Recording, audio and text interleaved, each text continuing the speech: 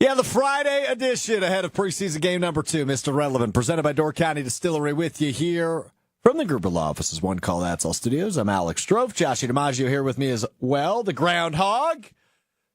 Producer Tiny Hands, Hunter Vaughn, back at the Everlight Solar Studio in downtown Madison. Couple things to get to here in Green Bay Packer land as joint practice with the Denver Broncos is underway. We're minutes removed from a scuffle out in Denver between the Broncos and the Packers. No fists were thrown, but there were a little scuffle as Nick Bonito, the linebacker for the Broncos, beat Rasheed Walker for what would have been a sack, but he hit Jordan Love's throwing arm when he got there, and the O-line got after Bonito, and you had a couple of O linemen and D linemen getting after it. Matt LaFleur, I guess, yelling at Nick Bonito, the Broncos, for hitting Jordan Love's arm. So that's the only big one. We do have a correspondent on the ground, a fan of ESPN Wisconsin. Dan from Denver is at the joint practice. He just texted in a minute ago, another fight during special teams. So we will continue to keep an eye on everything going on at the joint practice between the Packers and the Broncos. Here from Dave Schrader of WBAY in Green Bay, who's out there. Broncos Devin Key and Packers long snapper Matt Orzech mix it up after a special team drill. Still not a full-out fight. So we've got some rumbling going on out in Denver between the Broncos and the Packers. But as we talked about a bit Wednesday, Matt LaFleur taking the same approach and has for past years as the New England Patriots and head coach Gerard Mayo. If you're a starter and you get into a fight, you're playing in the preseason game on Sunday. If you're a backup and you get into a fight during the joint practice, you are not playing in the preseason game on Sunday. So we'll keep an eye on everything going on in regards to the joint practice out in Denver as that rolls on ahead of game 2 of the preseason for the Packers as they take on the Broncos. Hunter, go ahead. Yeah, we talked about this on Wednesday too, but the whole fighting in these preseason practices, these joint practices and that, like, I don't get it. Like, what? Why are we throwing, like, you're the long snapper. Like, what do you need to be throwing hands I like for? that. Like, I like that. It's dumb. It's really dumb. These were supposed to be hands. to, like... They're not throwing hands. I just said that. There's been no punches thrown. They're getting close enough that it's stupid. It's dumb. I don't get it. I don't understand football players. They're just weird. Oh, you made Joshie walk out. Joshie's not even groundhogging. He just walked out. Oh. No, I mean, it's as simple as this, right? It's watching, you're finally facing somebody that's not you. So, of course, flares are going to fly a little bit, but I don't know. I'm not too worried about it. But yeah, Orzech here from Matt Schneidman of The Athletic. Orzech needed to be pulled away from starting a scuffle during a punt drill and just snapped it way over Daniel Whelan, the punter of the Packers' head, out of the back of the end zone on the very next play. So not great for Matt Orzech. But we will keep an eye on joint practice happenings. But this is the game reps, as I'm imagining. They will get the team drills and full-blown 11-on-11 here in a bit. They've done a little bit of 7-on-7. They have not done a ton of 11-on-11 yet. Bo Nix and Zach Wilson, both 7 for 7 in the 7-on-7 drills. So the Packers defense getting smoked a little bit by Zach Wilson and Bo Nix. But this is the game reps for the Packers starters, as Jordan Love, amongst many other starters, will not play Sunday in preseason game number 2. Now, I don't know that Jordan Love's done anything quite yet. Things just got started about an hour ago. But we will keep an eye on that. Broncos defense taking care of Love here so far, but like I said, still early and still some more stuff to come. Peyton Manning on site, by the way, at the Broncos Packers joint practice. Good for Peyton getting out there to his former team where he won his final Super Bowl with. So there you go. All right. Well, that's what we got right now, but we'll continue to go back. Actually, hold on. Now we have more information from the first mini scuffle, is what Matt Schneidman of The Athletic is dubbing it. Adam Stenovich, the offensive coordinator, and Matt LaFleur, the head coach, were caught in the middle. I like that. But yeah, I'm curious. I mean, you can't hit the quarterback. I mean, that is like the one rule for these joint practices. So I imagine if that happens again, that'll be it for practice, and we'll have a little bit of a, chippy game coming up on Sunday. So here we go. There we go. No love Sunday, no starters Sunday, as the Packers prepare for game number 2 in the preseason against the Denver Broncos. And this is a game for evaluation. And I imagine at some point, in the NFL calendar and in the NFL life here in the next couple of years, we will get to a point where we have an 18-game regular season and we go down to just 2 preseason games, where one is going to be, meant for reps for starters and some of those main guys, and then the other will be the evaluation period for the fringe guys, is what I imagine the preseason will be here in a few years when the NFL inevitably goes to an 18-game schedule, right? Maximize your earnings, maximize the TV ratings, maximize the TV deals. The TV networks are going to want to show 18 regular season games. It's just a matter of time before we get there. So I would imagine in just a couple of years, we'll be down to 2 preseason games, where you would look at it like we are right now, right? Week 1, Jordan Love plays, 1 series. It's a 65-yard touchdown pass. He's done for the preseason. Game 2 is all about the backups, the fringe guys, the special teamsers, guys that can earn a roster spot by playing well in that second preseason game. I'm curious to see, and we hypothesized, I guess we could say, a little bit on Wednesday's show, what preseason game 3 will look like. Right, like, will there be a Jordan Love appearance against the Ravens next week? Although they do also have a joint practice next week against the Ravens next week, Thursday. I'm curious to see how that plays out. But as of now, no word on what will happen in the third preseason game if Jordan Love will get some additional reps. If looking across the O-line and the defense, will some of the veterans get some extra reps in a preseason game next week against the Ravens? Time will tell. We will see on that. But game 2 is Sunday between the Broncos and the Packers. I'm a little irritated. It's a Sunday night game. Sunday night, 7:00 kick. I don't get it. It's a preseason game. Look, it's not Sunday Night Football. You're watching Sean Clifford and Michael Pratt compete. Why didn't we do this at 2 in the afternoon? I don't get that. Because there's this time slot for this game. What else is there on TV on Sunday night? Genuinely, other than maybe there's some Sunday night baseball.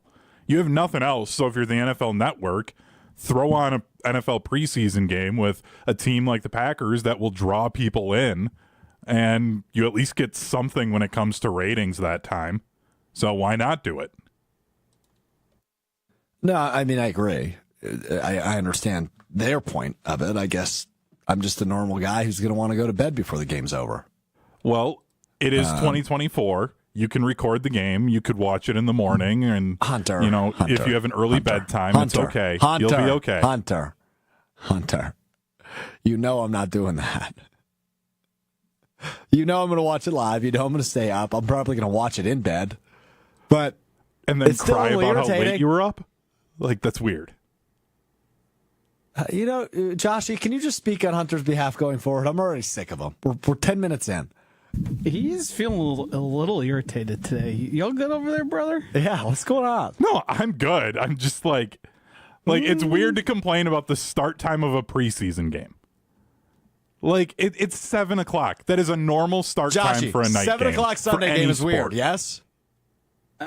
No, it makes sense to me why it's happening. I mean, I wouldn't want to complain about it, especially since you're not going to be paying attention anything past the first half. That's not true. I mean, you can. You're not going to get on Mr. Irrelevant tomorrow on Monday and be like, Kadeem Telfort looked really good at right tackle in the fourth quarter. If you're talking about the guys playing in the fourth quarter of the second preseason game, you're doing this whole content thing wrong. Well, what the hell else am I supposed to talk about? Nobody's playing. A lot of life happens. There's a lot of stuff going on in those first 2 quarters, baby. Yeah. Why do you have the door open back there? Usually a door closed guy. It was getting a little stuffy in here. Oh, okay. I got you. I just see movement happening behind you there. I can hear it too. Yeah, no, it's distracting the heck out of me. So we have and you're easily on distracted. Josh's camera, but there is a storage hallway directly behind Joshy's door, and people are going in and out because we've got events going on. So I'm seeing a lot of movement back there. But anyway, David on the ESPN Milwaukee YouTube page, getting off to a feisty start here on Mr. Irrelevant. Strouf and Tiny Hands, a lot like the joint practice. Yeah. He's got a point there. Yeah. Hunter feels a little agitated from other players getting agitated. It's agitated him. We are in an agitated off. Uh-huh. Agitated squared. Agitated its inception. Okay, say that 5 times fast. Agitated inception. Yeah. Anyway, so oh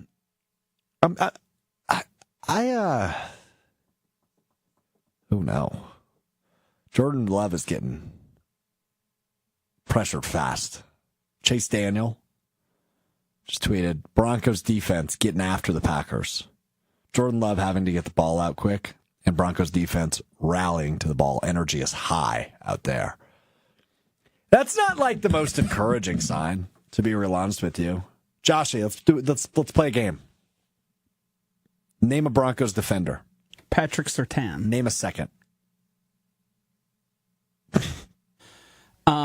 They acquired they have an edge rusher. Yeah, okay, yeah, they do. They probably have a few of them, in fact. Name one of them. I got nothing. Randy Gregory from Nebraska, former Cowboy. So say that sounds like a Cowboys player to me. He's on the Broncos still? I'm pretty sure he might be suspended. He has some issues. He's good at that. Yeah, he's good at that.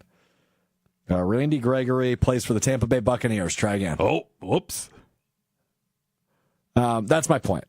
You're now looking. I can see you looking at a computer. I know. I wanted to name. I don't recognize. I'm trying to make the point that if the Packers offense is struggling against the Broncos defense, despite Vance Joseph being their defensive coordinator, a great defensive mind, that's not like the most encouraging sign for an offense that struggled against their own defense so far in training camp.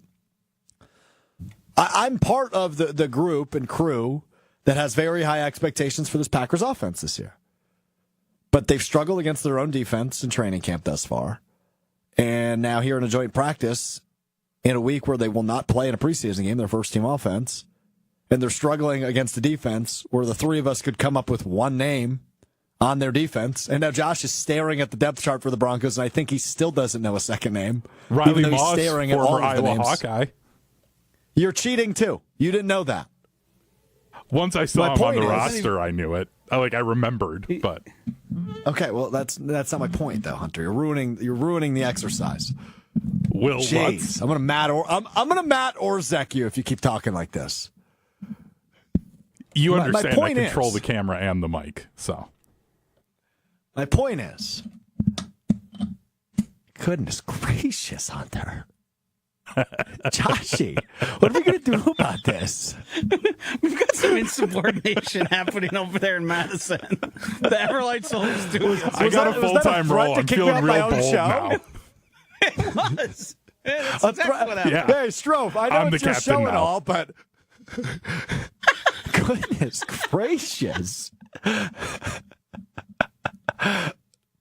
This is not a good sign, I guess is my point here. Goodness. Animosity is high. Jeez. This is not a good sign for the Packers defense. David on the ESPN Milwaukee YouTube chat. Stay the course, Strouf. If you play like this week one, he's actually talking about the Packers. If they play like this week one, then you can get genuinely concerned. Yeah, no, I agree. But it's still something to look at, though, right? Like, we can't just ignore the fact the offense has struggled. Now, you could, of course, say, hey, Strouf, how'd they do in 3 plays against the Browns? Pretty darn good. 65-yard touchdown ain't bad. But there's something to having a rhythm and, having your chemistry up and looking like a cohesive unit in joint practice, in training camp. And so far, that just hasn't been the case. I do think it's interesting thus far. We've seen the Packers struggle in training camp against their own ones on the defense, and now when they go play someone else, other than the 3 plays against the Cleveland Browns, who weren't playing their starters, they seem to be struggling. I also feel like last season when Jordan Love was at his best, it was like you felt like some of the drives were improbable, where like he just gets in a bad situation and rips off a giant, third down pass, and next thing you know, the Packers are in scoring position, and that's like I just kind of think they're one of those teams. It's like they just take chunk plays, kind of back themselves into corners more than they need to, and then wiggle their way out. Yeah, that's a good point. Just a quick update here from joint practice from Mike Spofford, Packers.com. Red zone touchdown. After 2 passes broken up by the aforementioned Riley Moss and Jaquan McMillan. Jordan Love throws a touchdown pass to Luke Musgrave in the red zone. So that's good. Hey, I'm looking at video now, and Hunter, I don't know if maybe you, don't worry about it. It's actually not as exciting as I thought it was. It was Jordan Love's arm getting hit, and then just a couple people shoved and pushed after the play. So nothing crazy. No punches being thrown, which is good. I do want to point out one thing from Matt Schneidman's notes here. Here we We're go. talking about the 11-on-11 period. Uh-oh. Good or bad? Good or bad? Love hit Wicks for a nice game. Got the right side on first pass. Clifford big completion to Heath, wiped out by false start. Love hits Musgrave. Pratt short hops. Patrick Surtain pass breakup on Dobbs on the comebacker. That's why you need Wicks out there. You're gonna die on this hill. You know, when the Pro Bowler starts showing up, Romeo Dobbs don't look so good. It's true. It's true. Stop it. Romeo Dobbs is a good receiver. You don't have to prop Dontavian Wicks up by taking Romeo Dobbs out. You do understand that. Yeah, he's a good third wide receiver, Romeo Dobbs. All right. We come back, I give you 3 things to look for in preseason game number 2. First, got to tell you about Door County Distillery, locally produced, handcrafted, and award-winning spirits. Made locally in beautiful Door County. It's almost bourbon season, in my opinion. Door County Distillery bourbon, delicious, good price, made local. Cherry bourbon, sold exclusively at Door County Distillery in Carlsville. If you're soaking up the last few weekends of summer up in Door County, make sure you stop by, do the tours, do the tastings. Otherwise, available at the retailer nearest you. Gins, vodkas, brandies, whiskeys. Amazing stuff. DoorCountyDistillery.com is the website. All right, here's what I want to do. I want everybody to take a really deep breath during our 60-second break. We're going to come back, animosity gone, our chemistry is going to be higher. We're going to look like the Packers offense in 3 plays against the Browns defense last week when we come back. I give you 3 things to look for in preseason game number 2. Joshy, Hunter, pull it together. That's next. It's Mr. Irrelevant. I'm Alex Strouf. Back in Carlsville at the legendary Door County Distillery with my buddy Rob from Door County Distillery, and we have a Door County Distillery exclusive in front of us right now, Rob. Cherries, bourbon, 2 of my favorite things. Put them together. You got Door County Distillery beautiful. Cherry bourbon. It's beautiful. We're just doing shots? Yeah, we're just going to try it celebrate. straight up. I mean, it is good for mixed drinks. You can put it in old fashions, Manhattans, but sometimes you just want to straight up take a little shot of it. I won't complain about that. Like I said, 2 of my favorite things. Cherries, bourbon, Door County cherries, bourbon. I can't complain. Yeah. Cheers to you, buddy. Thanks a lot. Prost.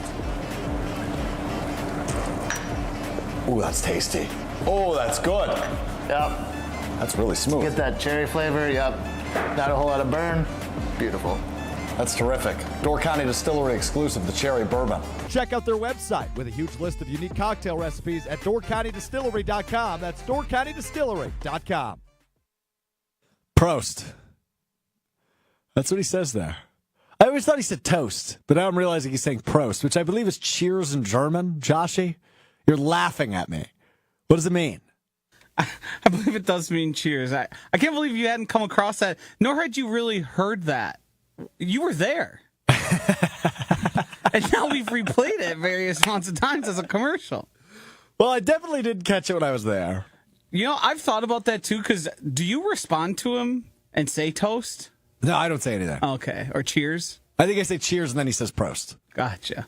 Are you a Prost guy? No. Cheers? Nah.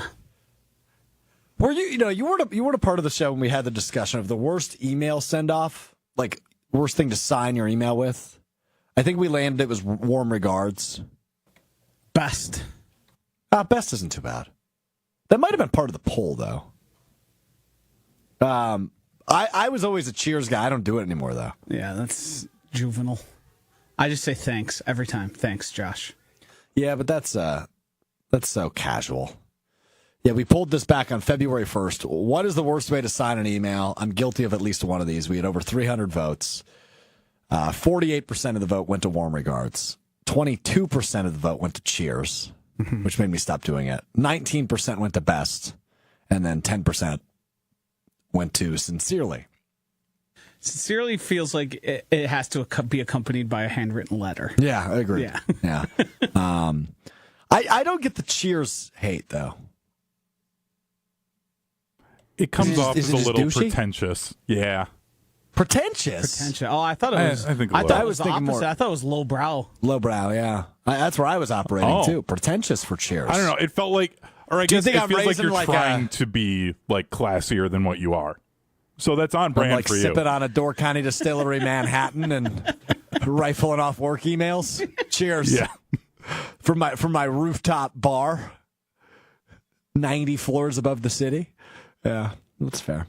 All right, 3 things to look for in the Packers' second preseason game against the Denver Broncos coming up on Sunday. What a show we have had, man. Me and Joshy have been in this building. Well, you got here earlier than I did. I got here at 6:30. What time did you get here? 5. You get here that early? Yeah. Why? Big program rerun from 7 to 9. Yeah, it was a good time filling in on Jen, Gabe, and Chewy with Mark Chimura and Joshy. I thought it went all right. Well, yeah. We Had some good reviews. Oh, did we? Well, he was on the show at the end of the show. Oh, Ashton so, Rotman, the yeah. executive producer that came on and said, you guys are doing great. Yeah. Yeah. You know, I hate when suits interrupt shows. I told him this. It's like you're inserting yourself to give us props. Yeah. How about you? How about you just let us do the thing? Yeah. Give me more money then. You know?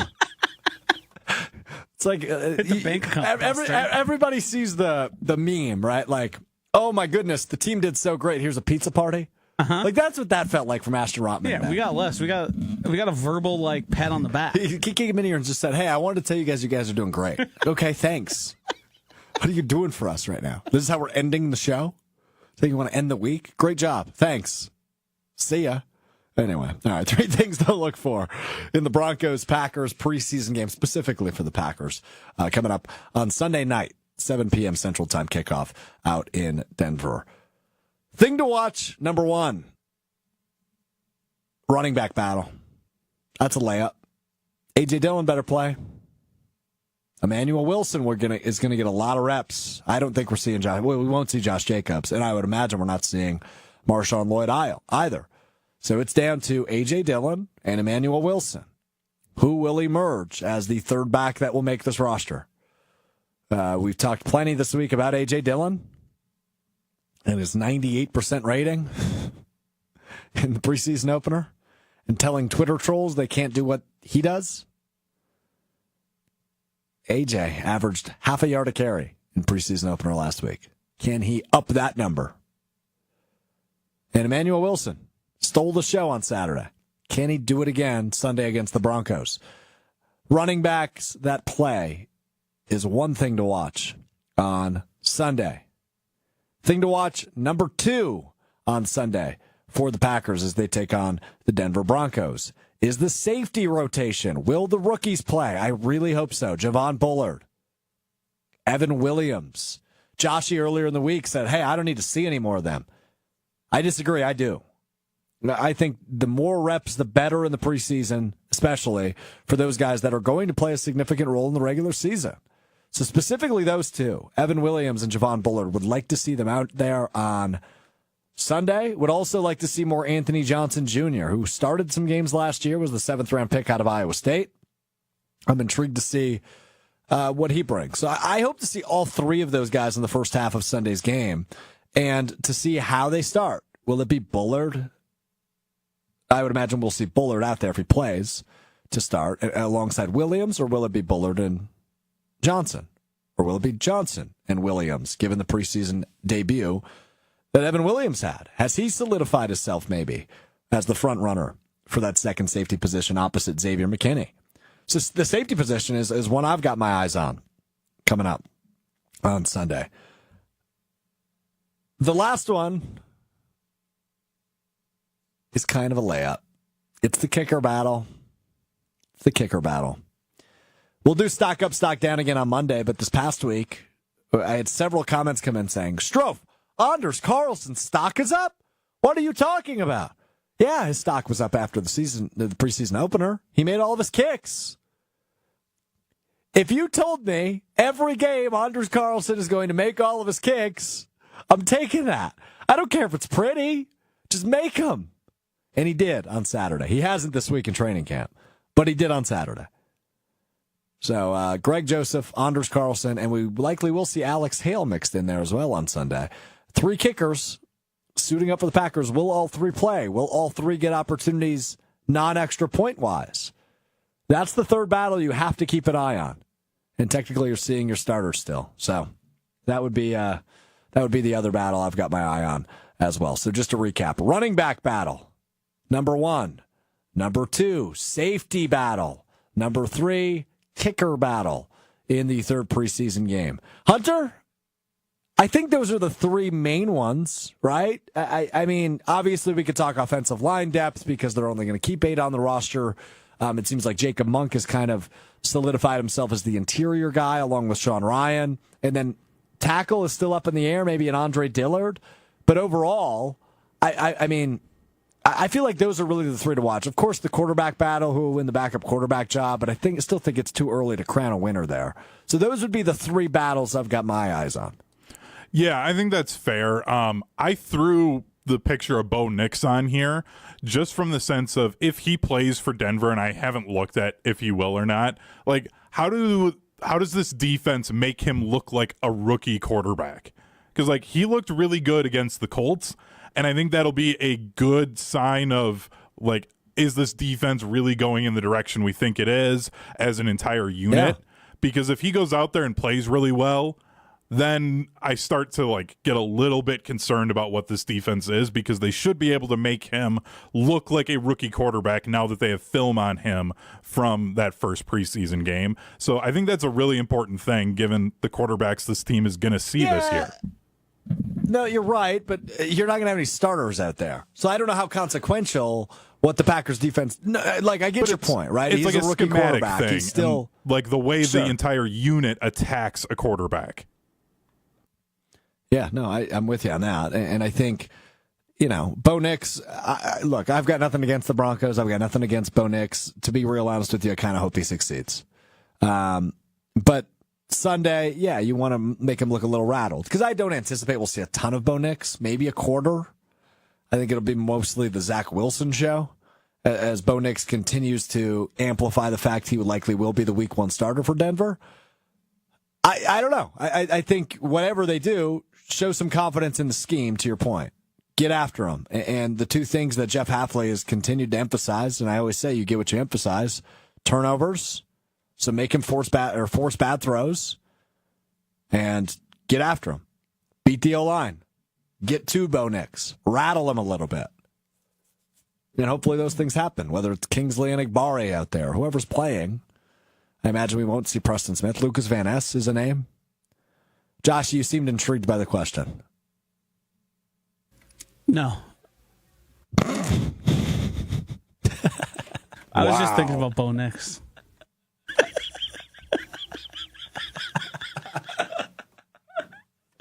Oh, my goodness. What the hell happened today? What you put on? Frankly, I didn't know the question because we had people coming in here that were talking to me about being a producer. Oh, cool. One of our wonderful MCs was giving a tour. Yeah. I heard you talking about Bo Nix, and all I was thinking about was the amount I've bought him on Underdog. So a lot of best ball teams, Bo Nix. I go, Josh, you got thoughts on the question? No. Don't know what you even asked. No. So And you you're didn't just want saying to hi look to at the people. That's screen? Shondell. I went to college with him. Dude, Shondell just walked up to the window. Shondell, he's a priest now. Crazy. Oh my I sat next to him. I sat next to him at college graduation. Our last names are very close to each other. That was crazy. I haven't seen him in years. Can we reel it back What's going in? on today? No. I can't believe what is happening today. This is ridiculous. But Josh, you didn't want to look at the screen and literally see what we're talking about. It's like I put that on there so people know. Yeah, but it's so general. It just says 3 things to watch. On Sunday I night just when the invented- Packers play, when we literally said the Packers played and would led the show talking about the kickoff time. He Like, asked me come about on. a specific. He said, "You seem intrigued by the question." I still don't know what the question is. Is there anything done. that you're watching for on Sunday? No, we're done. We're done. We're done. All right. I'm watching Sean Ryan. He's going to be gassed up there. It's a mile high. There's not a lot of oxygen up there. Said he needs to work on his conditioning. Be in better shape. Can the big fella make it happen?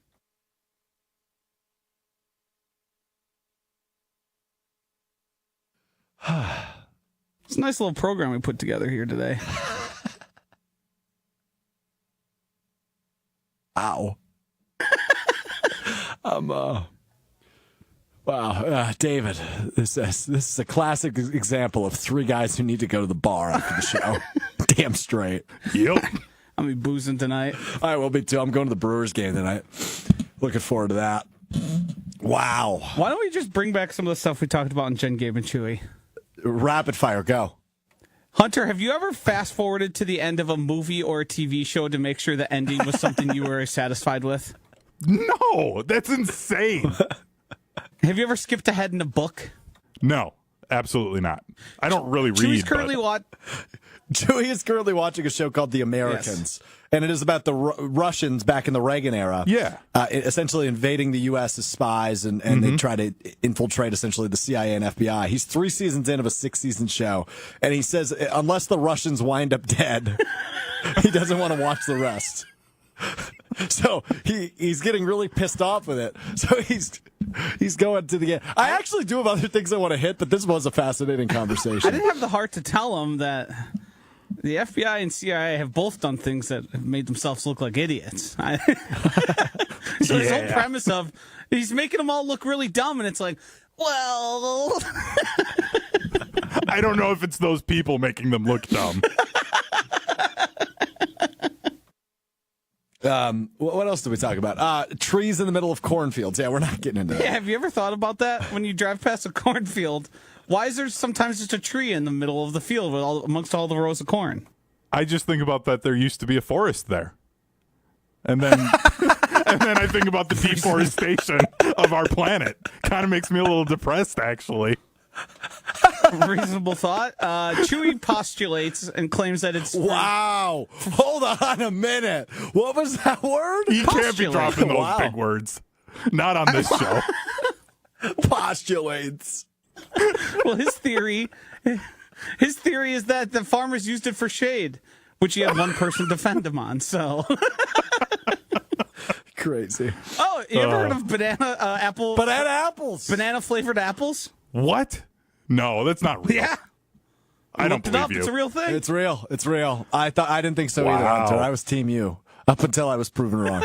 All right, Mike Clay over at ESPN.com ranks every position group for every team in the NFL. Whoa. And the Packers, kind of the middle of the pack for everything, including quarterback. I think they were 12th, and wide receivers, they were middle of the pack. Hunter, you had the list. The wide receiver one is the one that intrigued me the most. Where did they end up ranking? Yeah, for the wide receivers, they were 19. So just to kind of put some teams around them, they had Detroit at 21, Cleveland at 20, Vegas was 18, Indy was 17.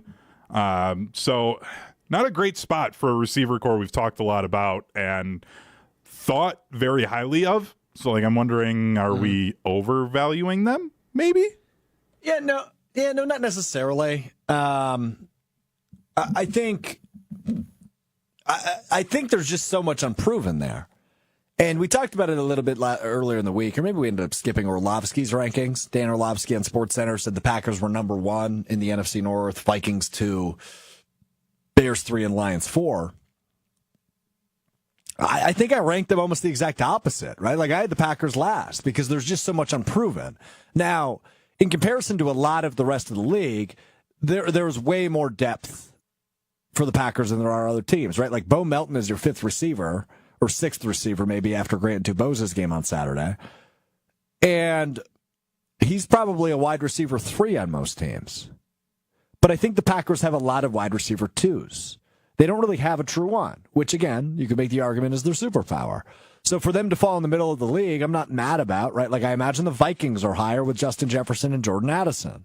I imagine the Lions are higher with Amon-Ra St. Brown and Jamison Williams because you have 2 really crucial pieces that are really, really good. The Browns, Amari Cooper and Jerry Jeudy, right? Like the Dolphins, Jalen Waddle and Tyreek Hill. So there are teams that have 2 or 3 really good receivers, where the Packers have 5 or 6, good receivers. And it's just a matter of, okay, do you value a true one or do you value depth? So in Mike Clay's opinion, the depth is good and it makes them a good receiving core. Are we overvaluing them? I don't think so. I think we're going to see a lot of games where one guy's going to feast, and then next week it's going to be somebody completely different, and so on and so forth, the remainder or throughout the entire year. I don't know that somebody will necessarily emerge as a one. I think you will have a statistical leader who maybe you do view as your one. If Christian Watson stays healthy, if Jaden Reed continues to evolve, if Dontavian Wicks is everything that Josh claims he can be, right? You might have a guy that leads the statistical categories and maybe views or looks like he could evolve into a Devontae Adams, Justin Jefferson, true number one type. So we'll see. But I don't think no. I think the answer is no. We're not overvaluing them. But it's just a matter of how you prioritize depth. Is being deeper better, or is being top heavy better? I think you could make the argument both ways. So no, I don't read into that. But interesting piece from Mike Clay over at ESPN.com. If you have an ESPN Plus subscription, highly recommend reading that and seeing where he thinks the Packers stack up at each positional group in the league. A piece of Brewers news: Christian Yelich's season is done. They were looking to avoid that as he will get season-ending back surgery. Been on the IL for more than a couple weeks at this point, about a month now. But Christian Yelich, unable to rehab the back, will get season-ending back surgery as the Brewers split with the Dodgers. Crucial split here, winning the final 2 of 4-game series, and saying, hey, we're still alive in the NL. We could still be the second-best record in the National League. Obviously, this affects the Brewers' postseason hopes, championship aspirations. When you lose a guy who was once again playing like the Christian Yelich of old, he was playing really good baseball offensively in 2024, something we haven't seen from him in a few years. But no Yelich. So you rely on the youth. You rely on the Jackson Chourio, who's an absolute superstar. You rely on the Sal Freliks. You rely on the Bryce Terangs and the Joey Ortizes and the Contrerases of the world. And you just hope that's enough. Rhys Hoskins has been playing better offensively. Your worries still remain. Can these arms get you wins in the postseason? I'm not super confident, but as we saw last year with the Rangers and the Diamondbacks, all you got to do is get hot at the right time. And if the Brewers pitching staff can get hot at the right time, they can certainly compete with the Dodgers. You just saw it the last few days at AmFam Field. You hope they can compete with a team like the Phillies. But this certainly doesn't help the championship hopes as Christian Yelich is out for the year. You know, if this news would have come out a week ago, I would have been much more concerned. But after these last 2 games against the Dodgers, I'm feeling really confident in this team. Because those games, I was at the game Wednesday night and then watching the game yesterday, like those had a little bit of a playoff feel to them, especially with the way that one team gets a lead, then the Brewers bounce back, and then, you know, you're just getting those single run innings to be able to just scratch away a win. And I feel really good about this team, and I think Yelich will still be around these young guys to help them when it comes to the clubhouse things and handling late season baseball and the pressure that comes with this. My bar has been raised with this team, and I really think that they can make a push to championship series. Wow. Like, so, I think they could beat the Dodgers in a 5-game series. Because of the pitching like the bullpen that they have. I think that they can do it. Okay, so bullpen, I agree. But 5-game series, the starting arms don't worry you at all? Like Colin Ray didn't look like Colin Ray the other day. No, he didn't, but he also had an extra 2 days off that really kind of threw that off for him, I think. He's a rhythm guy. Yeah. So, like, that's just, I think that was a part of his, like, rough outing with that. But I think these starting pitchers, I think Pat Murphy's going to go the, like, opener route in the playoffs. And for a 5-game series, like, and they're only, 2 games back of the Dodgers right now. Like, they can catch them and they get home Not even, field. I don't think. Yeah. I mean, they're half game. Half game. Yeah. Oh, Because yeah. they won 2 days in a row. Yeah. Yeah, well, but with the 2 losses, I wasn't exactly sure. I hadn't looked at the standings for that. So, like, It's exactly what it was before the series started now. yeah. So I think that they can, given the division they play in, the Dodgers are going to have more tough games late, that they're going to have to use other guys more often compared to what this NL Central is. I think the Brewers can do it. They get home field, and I think that crowd can help push them to winning a division series against LA. Okay. The hopes are high for Hunter. Now, for a guy that's typically a doomsday sports fan, let's just look at the reaction recently. Wisconsin over Alabama, week 3. Brewers over the Dodgers in the NLDS. Any other predictions I'm missing? Those are the 2 big ones recently. Yeah, those are the 2 big ones. Mr. Doomsday, you're feeling pretty good about your sports teams right now. Yeah, we just won't talk about the Cowboys. Yeah, I don't blame you for that. So, Christian Yelich out for the year. Kind of what we anticipated, but still disappointing news nonetheless. All right, time to wrap up the show as we always do. You learn something new every day before we head into the weekend. It is time now for What We Learned. Josh, you got anything today? Not in particular. I would have preferred you just to say no. Hunter, go ahead. I want to preface this by saying that I love my nieces, but kids are gross. Uh-oh. Heard a story from my sister. What happened here? Heard a story from my sister that they got a new couch, and as it was getting delivered, they were taking the old couch, and just found a bit of a mess underneath the couch from one of them having been sick, and they didn't realize that it kind of fell down in there onto the carpet. And getting a text message description of that was not great. I'm like, I'm okay with Sarah and I being dinks right now. It's kind of a nice life. So I love the dink term. It's double so income, good. no kids. For those of you unfamiliar, it's a great term. Yeah, it's the best. Yeah, I just think of idiots when I think of dinks usually. Well, you're a DeWig. Double income with dog. No, DeWid. DeWid. Yeah, let me tell you, that dog. Almost got there. Those aren't cheap. Doggies aren't cheap. That son of a gun sent me back so much money. How bad?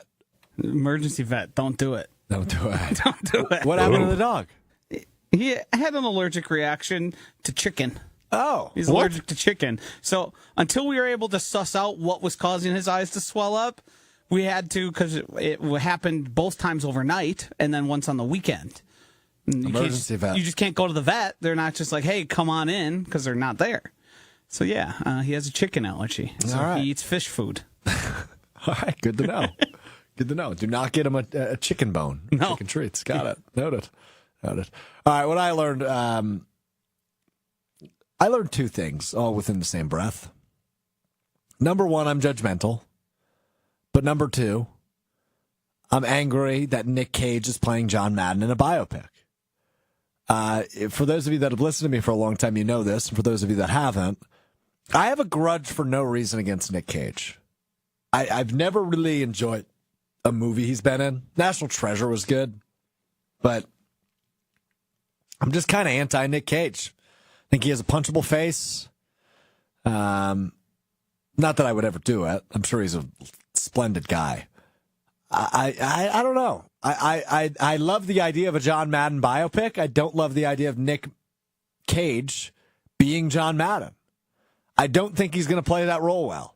Call me a doubter, call me a non-believer. I love the idea of the movie. I hate the idea of the actor playing him. So, I'm judgmental. But a John Madden biopic coming out. I did learn that, which I am excited. I will watch it. And I will certainly be a big critic if Nick Cage's performance is underwhelming. But anyway, all right. Enjoy the weekend.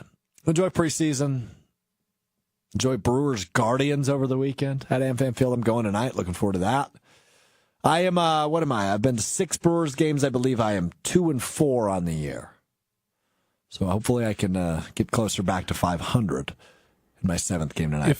If your record keeps going south, you can avoid a playoff game. Please say yes. Okay, thank you. Yeah, I will. Yeah. Good. I'm in this for the greater good, Hunter. Right? Like I'm not a selfish guy. I'm a good fan, good teammate, very selfless. Some would argue. Clearly Joshy, very anything else humble. to add? Yeah, very humble. Joshy, anything to add? Try and be better on Monday. We'll talk to you beginning at 12:30 then. It's Mr. Irrelevant. I'm Alex Strouf. Have a great weekend. Peace.